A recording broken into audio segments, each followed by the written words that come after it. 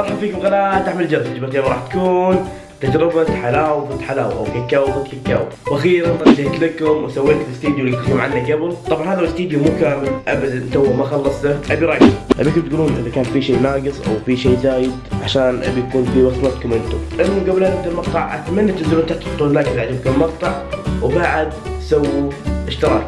ليش نسوي اشتراك؟ السبب اللي يخليكم تسوون سبسكرايب لاني جايب اشياء وايد غريبه ما مرت على بالكم، تحديات وتجارب بس هذا ما حد يدري عنها تقريبا، واشياء قويه فوق ال 20 شيء، وحتى في اشياء ورا الكاميرا ما بطلعها لان اشياء راح تصير رهيبه. باذن الله راح احاول انزل يوميا بين هذه الفتره لما صار اجازه والحمد لله. لا تنسون تضيفوني على سناب شات، انزل اشياء وايد. راح اسافر ان شاء الله بسناب شات، يوم اسوي اشياء قويه بسناب شات.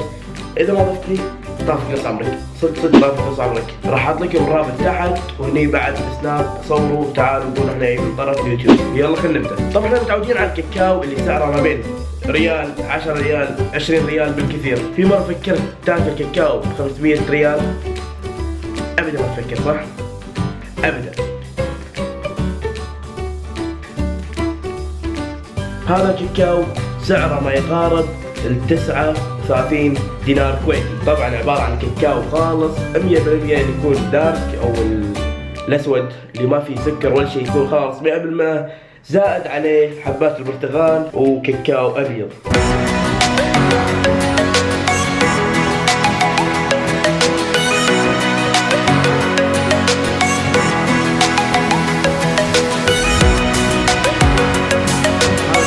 معروف عالميا، فقلت لازم اقارن بين هذا وهذا كاكاو. جرب الكاكاو العادي،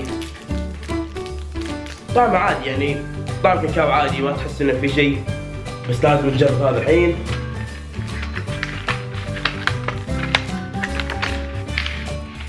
الحين الشيء الحاسم او اللقطة الحاسمة، ريحة الكاكاو شيء ما تنوصف، وايد ريحته عالية.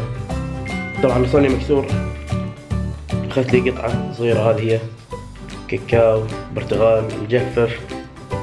بسم الله. الحين الشيء الحاسم، بسم الله.